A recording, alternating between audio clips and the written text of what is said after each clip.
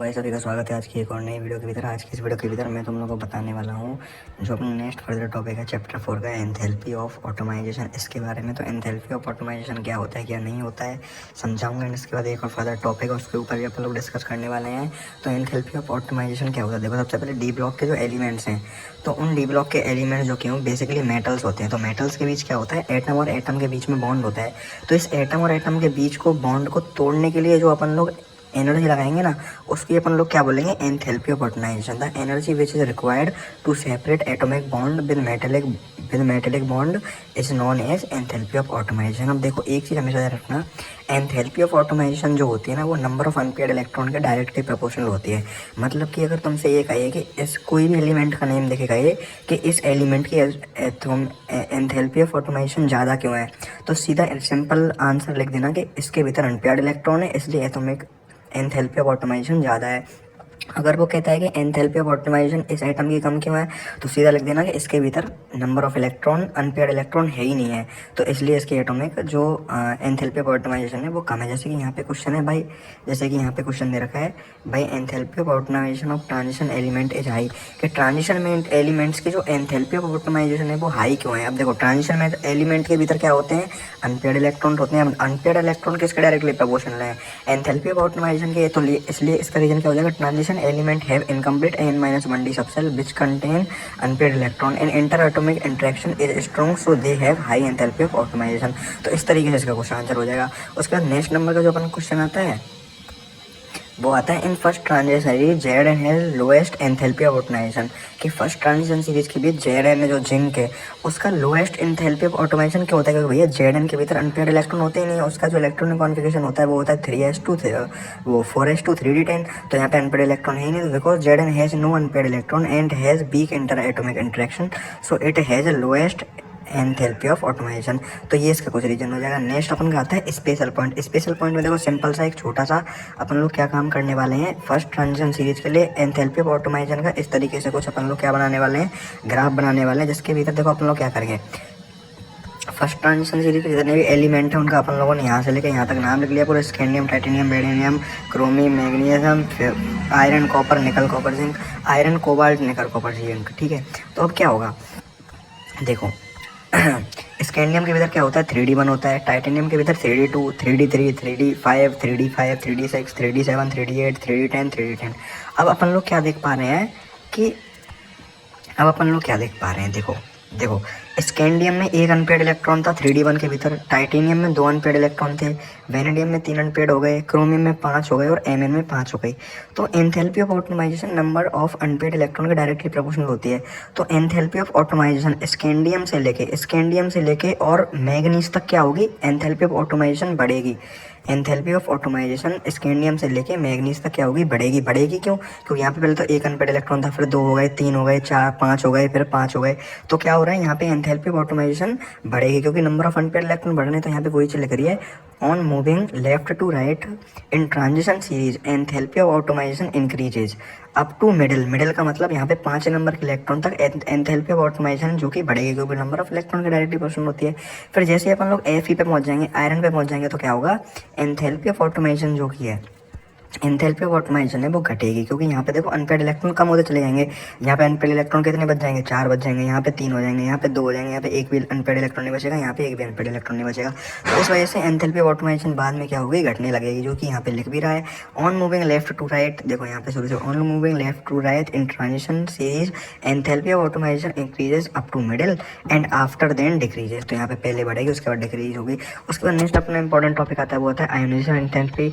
2025 के लिए लिख के ले लो, इसमें एक ना एक क्वेश्चन आएगा। देखो इसका सिंपल सी चीज़ क्या होता है, आयोनाइजेशन एंथैल्पी में अपन लोग क्या करेंगे कि जो भी आउटर मोस्ट जो अपन की जैसे n-1d यानी 3D वाली सब सेल होती है ना, तो वो 3D और 4s वाली जो सब सेल्स है ना इनके भीतर से अपन लोग इलेक्ट्रॉन निकालेंगे। अब देख सबसे पहले जैसे मान चलो यहाँ पे 3D 2 है और 4s भी 2 है, तो सबसे पहले s में से इलेक्ट्रॉन निकलता है। तो अगर एक अनपेयर्ड इलेक्ट्रॉन निकालेंगे तो वो आयोनाइजेशन एंथैल्पी 1 हो जाएगी। अगर 4s में से दूसरा इलेक्ट्रॉन निकालेंगे तो वो हो जाएगी आयोनाइजेशन एंथैल्पी सेकंड। अगर 3d2 में से अपन लोग एक इलेक्ट्रॉन निकालेंगे, मतलब 4s के दोनों निकाल लिए, उसके बाद अगर 3d2 में से भी अपन लोग एक इलेक्ट्रॉन निकाल रहे हैं तो 2s के और एक d का, तो वो हो जाएगी आयोनाइजेशन एंथैल्पी 3। और अगर अपन चौथा इलेक्ट्रॉन भी निकाल रहे हैं तो वो हो जाएगी आयोनाइजेशन एंथैल्पी 4। तो आयोनाइजेशन एंथैल्पी क्या होती है, आउटर मोस्ट जो सेल होती है उसके भीतर से अगर अपन लोग इलेक्ट्रॉन निकाल रहे हैं तो उसको अपन लोग बोलते हैं आयोनाइजेशन एंथैल्पी। आई होप आप लोगों को समझ में आया होगा।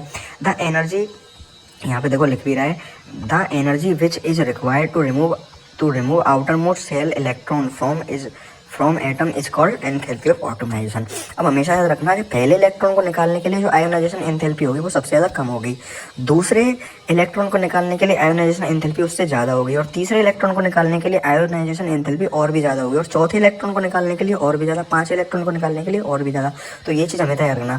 और आयोनाइजेशन एंथैल्पी जो कि वो स्टेबल कॉन्फिगरेशन के डायरेक्टली प्रोपोर्शनल होती है। मतलब कि स्टेबल कॉन्फिगरेशन कौन से हैं, D0, D5 और D10। मतलब कि अगर D10 है किसी इलेक्ट्रॉन के भीतर तो उसमें से इलेक्ट्रॉन निकालने के लिए अपन लोगों को बहुत ज़्यादा आयोनाइजेशन एंथैल्पी का यूज़ करना पड़ेगा। अगर D5 है किसी एलिमेंट के भीतर तो उसमें से भी इलेक्ट्रॉन निकालने के लिए अपन लोगों को बहुत ज़्यादा आयोनाइजेशन एंथैल्पी का यूज़ करना पड़ेगा। अब देखो इसी से क्वेश्चन ऐसे बनते हैं, why third ionization enthalpy of Mn is high than Fe। Third ionization enthalpy का मतलब तीसरा इलेक्ट्रॉन अपन को लोगों को निकालना है। तो सबसे पहले Mn का इलेक्ट्रॉनिक कॉन्फिगरेशन लिख लो। Mn का इलेक्ट्रॉनिक कॉन्फिगरेशन Mn क्या होता है, 25 होता है, तो 3d5 4s2 हो जाएगा।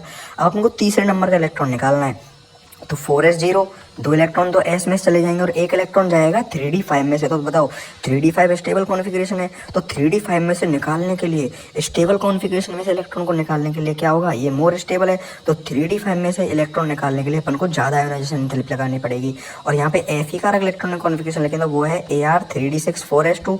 थर्ड आयोनाइजेशन एंथैल्पी निकाली तो 4s के दो इलेक्ट्रॉन चले जाएंगे और 3d में से एक इलेक्ट्रॉन निकालेंगे, तो यहाँ पे 3d6 है, तो 3d6 में से तो सिंपल ही एक इलेक्ट्रॉन निकल जाएगा, तो इसलिए लेस स्टेबल है। तो यहाँ पे क्या है इसका रीजन है भैया, because third electron of Mn is removed from more stable 3d5 and from Fe it is removed from less stable. अब इसमें क्या हो रहा है, थर्ड आयोनाइजेशन जो एंथैल्पी है Mn की वो हाई क्यों है, क्योंकि अपन लोगों को तीसरा इलेक्ट्रॉन Mn का वो 3d5 में से निकालना पड़ रहा है।